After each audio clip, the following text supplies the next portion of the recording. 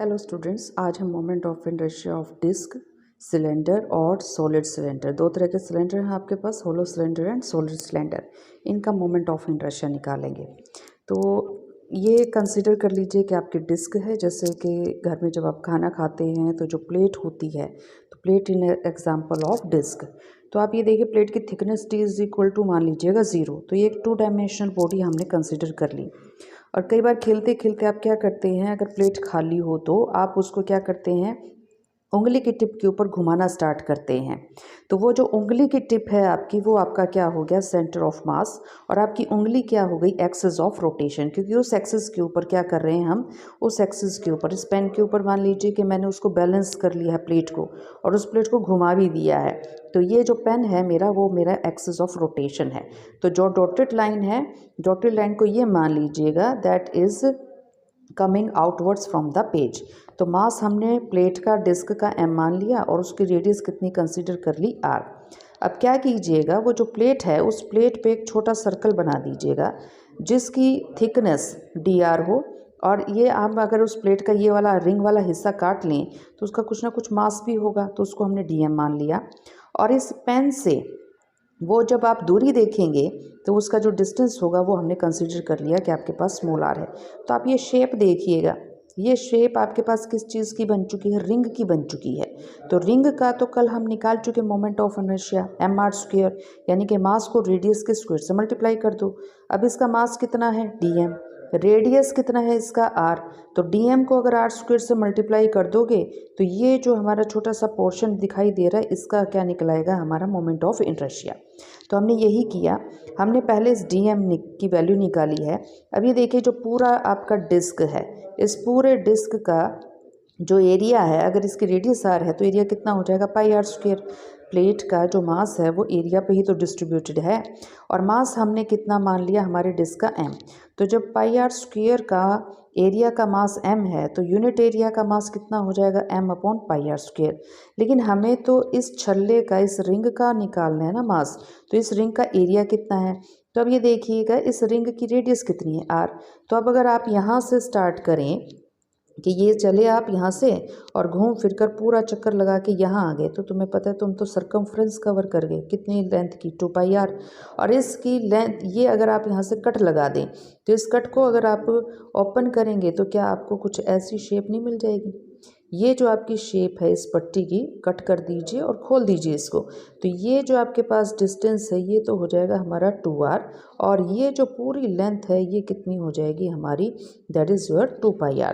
तो आप देखिए, एक रेक्टेंगल शेप मिल गई ना। तो 2πr को क्या कीजिएगा, मल्टीप्लाई करवा दीजिएगा किससे, dr से। तो हमारा ये रिजल्ट आ जाएगा कि 2πr इंटू में कितना हो जाएगा, हमारा dr हो जाएगा। तो ये हो गया एरिया। तो हमारे इस एरिया का मास कितना है, तो m/πr² multiply by 2πr dr। तो बाद में हम पाई से पाई को कैंसिल आउट भी कर देंगे। और मोमेंट ऑफ इनर्शिया हमने निकालना था इस छल्ले का, तो तुम्हें पता मास इंटू रेडियस का स्क्वायर था, तो dm इंटू r का स्क्वायर हो गया। dm कितना है, ये निकल गया हमारा dm। तो dm की वैल्यू हमने पुट कर दी, r का स्क्वायर हमने r का स्क्वायर ही रहने दिया। तो देखिएगा, पाई से पाई कैंसिल आउट हो गया, m बच गया आपका, 2 बच गया, r बच गया। तो इसको तो हम बाहर निकाल देंगे। हमें तो ये पूरा डिस्क कवर करवाना है ना, तो इस डिस्क को क्या करना पड़ेगा, छोटे छोटे रिंग्स को में कन्वर्ट करवाना पड़ेगा। और कहाँ तक लेके जाने हैं ये रिंग्स, r रेडियस तक। तो हमने एक रिंग तो ले लिया, इस रिंग का जो इंटीग्रेशन है वो 0 से कहाँ तक ले जाएंगे, r तक। तो इंटीग्रेट कीजिएगा, r³ का इंटीग्रेशन करेंगे, r⁴/4 आ जाएगा हमारा। 0 से r लिमिट रहेंगी, अपर लिमिट पुट करेंगे तो r⁴/4 आ जाएगा। इस स्मॉल r को हम कैपिटल R से रिप्लेस करवा देंगे। और जब आप कैंसिल आउट करेंगे तो r² ये है, r⁴ ये है, तो r की स्क्वायर बच जाएगा, और ये आपका कैंसिल हो जाएगा, 4 2 से 1/2। That will be the moment of inertia of the disk about a axis which is perpendicular to disk and which is passing through the center of mass। तो अब यहाँ पर अगर हम उस प्लेट को, जो आपकी प्लेट थी, उस प्लेट पे 2 लाइन बनाइएगा, और वो 2 लाइन इस तरह से बनाइएगा वो आपस में परपेंडिकुलर हो। तो ये आपके पास एक तो हॉरिजॉन्टल लाइन तो क्या हो जाएगी, आपकी एक्स एक्सिस हो जाएगी, और एक वर्टिकल लाइन हो जाएगी आपके पास, वाई एक्सिस हो जाएगी। हॉरिजॉन्टल लाइन पर ये आपकी लाइन है तो अब इस प्लेट को घुमाइए आप, इस लाइन को तो आपने हिलाना नहीं है। तो अगर हम ये प्लेट मान लें तो प्लेट तो यूँ घूमेगी, तो ये हो जाएगी आपके पास डायरेक्शन।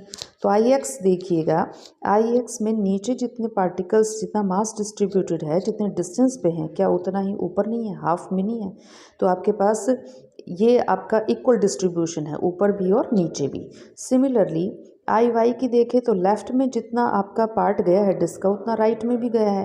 तो इट मीन्स आई एक्स और आई वाई किसके इक्वल हैं? आपके एक दूसरे के इक्वल हैं।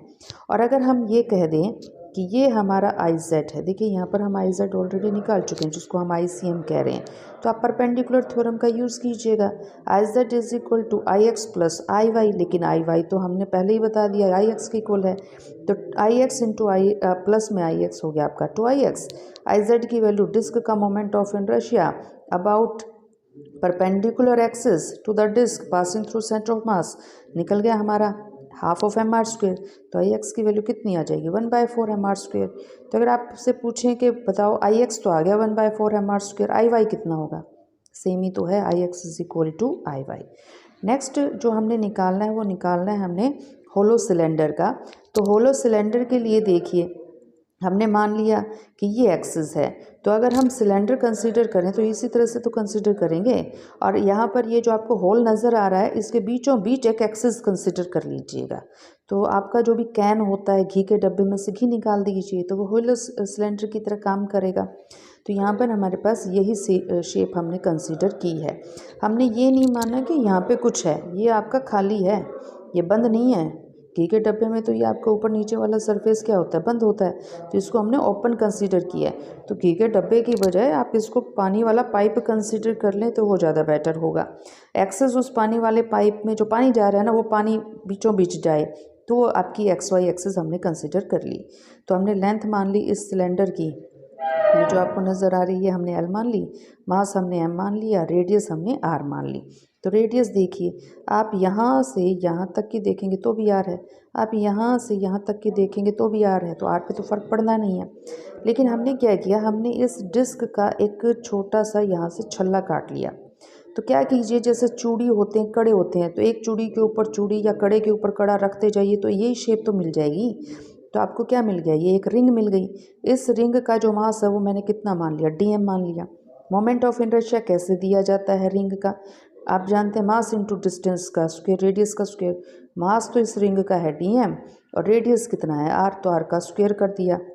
आर स्क्वेयर तो बाहर है, आप कहीं पर भी चले जाइए इस एक्सिस पे, हर जगह डिस्टेंस कितना है आपके पास? आर ही है। तो आर स्क्वेयर तो कॉमन आ गया। डीएम को इंटीग्रेट करोगे तो ये सारे रिंग्स, सारी चूड़ियों, सारे छल्लों का मास ही तो लेना है, तो किसके बराबर आएगा? वो सिलेंडर के मास के इक्वल आएगा। तो हमारे पास डीएम का इंटीग्रेशन कितना हो गया? एम आर स्क्वेयर हो गया। सिमिलरली हम सॉलिड सिलेंडर को का मोमेंट ऑफ इनर्शिया भी निकाल सकते हैं। ये रहा हमारा सॉलिड सिलेंडर। तो यहाँ पर ये मान लीजिएगा कि ये पूरा आपका भरा हुआ है, मास अब की बार आपके पूरे पे है। लेंथ वही एल मान ली हमने, एक्सेस वही सिलेंडर के बीचों बीच कंसीडर कर ली, और छोटा सा पार्ट काटिए। अब सोचो ये है और ये पूरा भरा हुआ है, और मैं आपको कह दूँ ये छोटी सी प्ले यूँ इस तरह से ये काट दो, इस तरह से हॉरिजॉन्टल, तो तुम्हें पता नहीं, ये तो डिस्क बाहर निकलेगी। Thickness T is equal to 0 लेना, तो डिस्क बाहर निकली, तो इसका मतलब ये तो एक डिस्क है। अगर ये एक डिस्क है और ये इस एक्सिस के चारों तरफ घूम रही है, तो अभी तो निकाला हमने formula half of M R square. तो हमने उस डिस्क का ही पुट कर दिया moment of inertia, half of mass of the disc DM है आपकी बार, आर का स्क्वेयर। आर चाहे यहाँ पे काट लीजिए डिस्क, चाहे यहाँ पे काट लीजिए, हर बार रेडियस आर ही रहेगी। तो हमने आर को तो निकाल दिया बाहर, इंटीग्रेशन हो गया डीएम का। डीएम का इंटीग्रेशन करोगे इन सारी, ये जो घरों में भी आप डिस्क यूज़ नहीं करते लैपटॉप्स के अंदर भी, तो ये अगर आप जोड़ते चले जाएंगे तो पूरा सिलेंडर, सॉलिड सिलेंडर मिल जाएगा। तो यहाँ पर हमने पूरी सारी डिस्क को जो का मास कितना कंसीडर कर लिया था, एम कर लिया था। तो देखिए डिस्क का जो आया वही सॉलिड सिलेंडर का आया, और रिंग का जो आया वो किसका आया? वो होलो सिलेंडर का आ गया। तो अब आप लोगों के लिए एक छोटी सी प्रॉब्लम है। अब अगर हम ये देखें, ये सिलेंडर जो है ना तो ये सॉलिड है ना ये होलो है, या दोनों ही हैं। हमने क्या मान लिया, इधर से ये तो खोखला है, यहाँ तो हवा है, लेकिन R1 से लेकर R2 तक यहाँ मटेरियल है। और आप ये देखिए कि ये आपके पास इनर रेडियस तो हमने मान लिया R1 और आउटर रेडियस कितनी मान ली, R2 मान ली। तो अब आपसे क्वेरी ये है, आपसे क्वेश्चन ये है कि इस सिलेंडर का मोमेंट ऑफ इनर्शिया निकाल के बताइए। थोड़ा सा मैं आपको हेल्प कर देती हूँ। आप इस सिलेंडर को जब काटेंगे, इस तरह से अगर आप इस सिलेंडर को काटेंगे तो आपको पता है आपको कुछ इस तरह की रिंग मिलेगी, ठीक है, जिसकी इनर रेडियस तो होगी R1 और आउटर रेडियस होगी कितनी, R2। तो मास हमने मान लिया डिस्क का M, तो मास पर यूनिट एरिया कितना हो जाएगा। बाहर वाली रिंग R2 रेडियस है तो उसका तो एरिया पाई R2 का स्क्वायर हो जाएगा। अंदर वाली कितने की है, R1 रेडियस की, तो उसका एरिया कितना हो जाएगा, पाई R1 स्क्वायर। लेकिन मास तो सिर्फ इनके बीच में है ना, तो हमने क्या किया, पाई R2 स्क्वेयर में से माइनस पाई R1 स्क्वेयर कर दिया। तो ये तो हो गया मास पर यूनिट एरिया।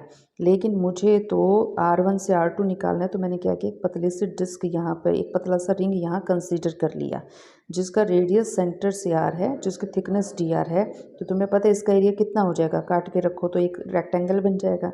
तो 2 पाई R इंटू R, तो एरिया ऑफ द एलिमेंट निकला 2 पाई R इंटू R। ये हो गया आपका मास ऑफ द एलिमेंट। ये जो छोटा सा पोर्शन है DM, इसका मास कितना आ जाएगा, मास आ जाएगा M upon pi R2 square minus pi R1 square into में 2 पाई R इंटू DR। तो अब आपसे अगर ये पूछा जाए कि ये क्या है, तो ये एक रिंग है और रिंग का मोमेंट ऑफ इनर्शिया क्या होता है, मास इंटू रेडियस का स्क्वायर। तो ये जो रिंग है आपका शेडेड पोर्शन वाला, इसका मास कितना है DM, रेडियस कितनी है R का स्क्वायर कर दिया। लेकिन लिमिट्स बताइए, लिमिट्स कहाँ से कहाँ तक जाएंगी, लिमिट्स जाएंगी आपकी R1 से लेकर R2 तक, क्योंकि मास कहाँ से कहाँ फैला हुआ है, R1 से लेकर R2 तक। तो सॉल्व करके रिजल्ट बताइए कि इस पोर्शन का, इस रिंग का जिसकी इनर रेडियस R1 है, आउटर रेडियस R2 है, इसका मोमेंट ऑफ इनर्शिया क्या निकलेगा। क्या आपका मोमेंट ऑफ इनर्शिया यही आ रहा है, M into R1 square plus R2 square by 2। Check करके और फिर रिज़ल्ट आप कमेंट बॉक्स में डाल के बताइए।